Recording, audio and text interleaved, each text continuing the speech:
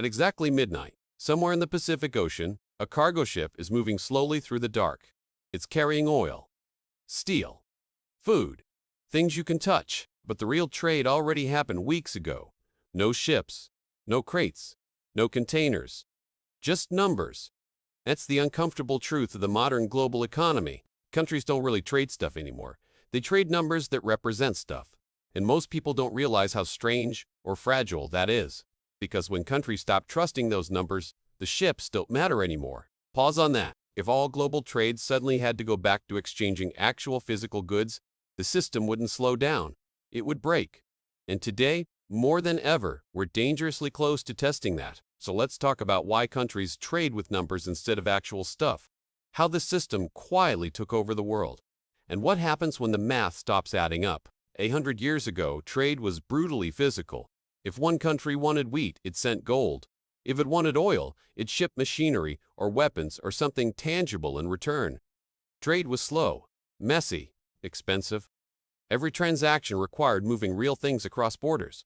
That worked until the world industrialized. Factories exploded, populations doubled, global supply chains stretched across oceans.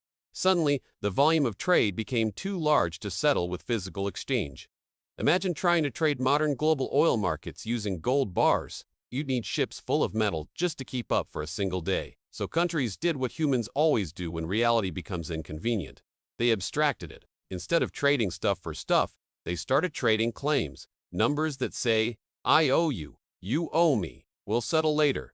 This was the birth of modern trade balances: exports, imports, credits, debits. On paper, it looks clean, elegant, efficient. In reality, it's a massive trust exercise, because when Germany sells cars to the US, Germany doesn't receive crates of American goods in return. It receives dollars, numbers in accounts, digits on screens. Those dollars aren't valuable because of what they are. They're valuable because of what they can become. And that's where the system gets weird. Let's simplify it. Imagine two neighbors. One bakes bread, the other grows apples. At first, they trade directly, bread for apples. Simple. But one day, the baker bakes faster than the farmer can harvest. So instead of apples, the farmer gives the baker a note. I owe you apples later. Now the baker keeps baking, collecting notes. Eventually, the baker isn't holding apples. He's holding promises. As long as the farmer keeps producing, those notes are fine. But if the farmer's orchard burns down, those notes instantly become worthless. That's global trade. Scaled up, digitized, and wrapped in confidence. Countries don't exchange goods directly. They exchange claims on future goods. Currency is just the standardized IOU, and some IOUs are trusted more than others. This is why reserve currencies exist. The US dollar isn't dominant because it's morally superior, or because America is nice.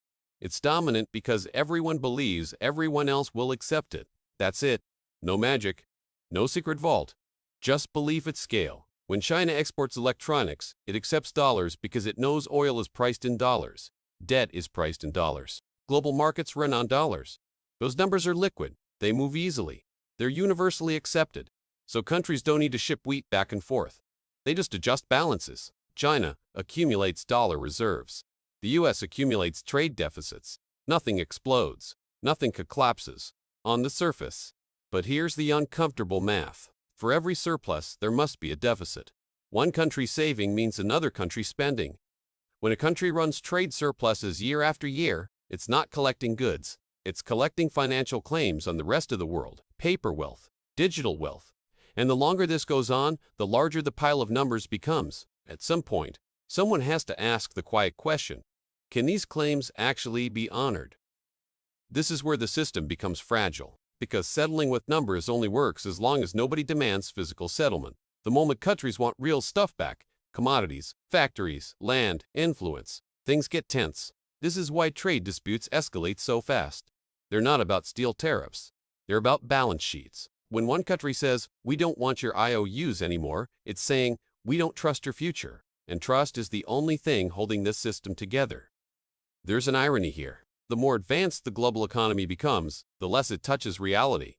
Trillions of dollars in trade settle daily without a single object changing hands. Ships keep moving, factories keep producing, But the settlement happens in spreadsheets, central bank accounts, clearing systems, payment rails, invisible, instant, abstract. This is efficient, but efficiency hides risk because numbers don't spoil, they don't rust, they don't require storage, they just accumulate. And accumulation creates imbalance. Some countries end up with mountains of reserves, others end up with mountains of debt, yet both continue operating as if nothing is wrong. Until something forces the issue: a war, a sanction, a financial crisis, a loss of confidence. Then suddenly, those numbers matter very much. Look at sanctions. When countries are cut off from payment systems, their ships don't stop existing, their factories don't vanish. What disappears is the ability to settle with numbers. And without that, trade reverts to something much older and uglier: barter, side deals, shadow currencies, physical settlement. Inefficient, slow, risky. The modern economy is not built for that. Here's the part most people miss. Trading with numbers didn't replace physical trade. It replaced trust management. Instead of negotiating every exchange, countries outsourced trust to currency systems. But trust compounds, and when it breaks, it doesn't break gradually. It snaps. This is why trade wars feel so dramatic, why currency crises spread so fast, why financial headlines move markets before goods ever move. Because the system isn't anchored to stuff, it's anchored to belief. Belief that the numbers will hold. Belief that future production will exist. Belief that settlement will always be possible. Zoom out. The global economy today is a giant deferred exchange. We produce now, we promise later, we settle continuously with numbers. It works brilliantly until it doesn't, and the more complex it becomes, the harder it is to unwind safely. So the next time you hear about trade deficits, or reserve currencies, or global imbalances, remember this: countries don't trade ships for ships. They trade trust for trust, numbers for promises, promises for future reality. And the real question isn't whether this system is efficient, it's whether it can survive the moment too many countries ask to cash in the numbers for actual stuff at the same time. Because that's the one scenario the modern global economy was never designed to handle.